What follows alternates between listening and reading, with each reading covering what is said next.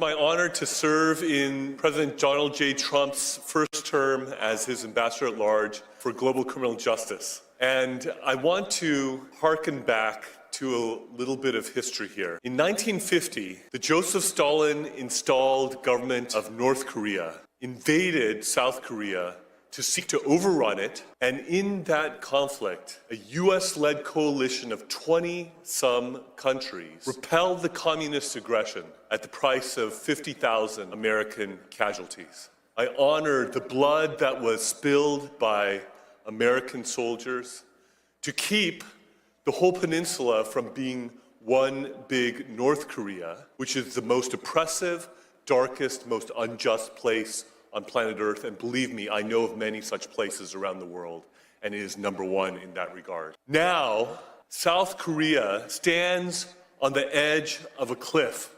The democracy in South Korea is in a danger that it has not been in for decades. President Yoon, who loves America, who was strongly and staunchly allied with the United States of America, has been impeached and is in danger of being prematurely removed from office. Why? Because he had the courage to stick out his neck and say that there are things that are amiss in South Korea because there have been many indications of election fraud. Thing about that, I think, here in the United States. And there is a parallel situation going on. President Yoon, indeed, has been called the Donald Trump of Asia.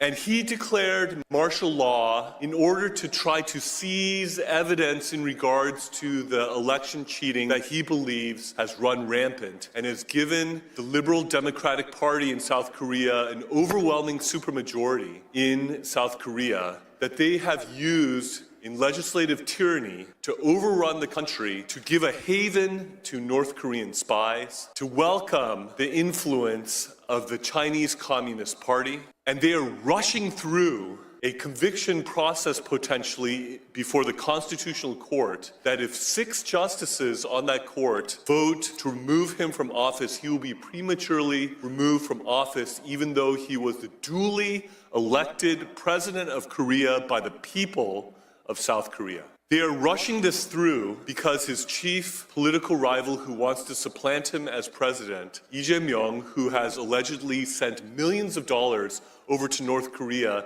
against US sanctions and against the UN Security Council sanctions, who has aligned himself with North Korea and with the Chinese Communist Party, is himself accused of various crimes that if he is convicted, he would be disqualified from being a candidate for president of South Korea. So there is a legal and political race going on to try to convict and remove President Yoon before I재명 is disqualified for running for president of Korea in the emergency election that will ensue if Yoon is removed. This is an issue for which freedom-loving, democracy-loving Americans should not be neutral. This is a situation where our government and our people should stand with our allies in South Korea and with President Yoon and stand up and be counted and let the world know that the robbing of democracy and the destruction of democracy,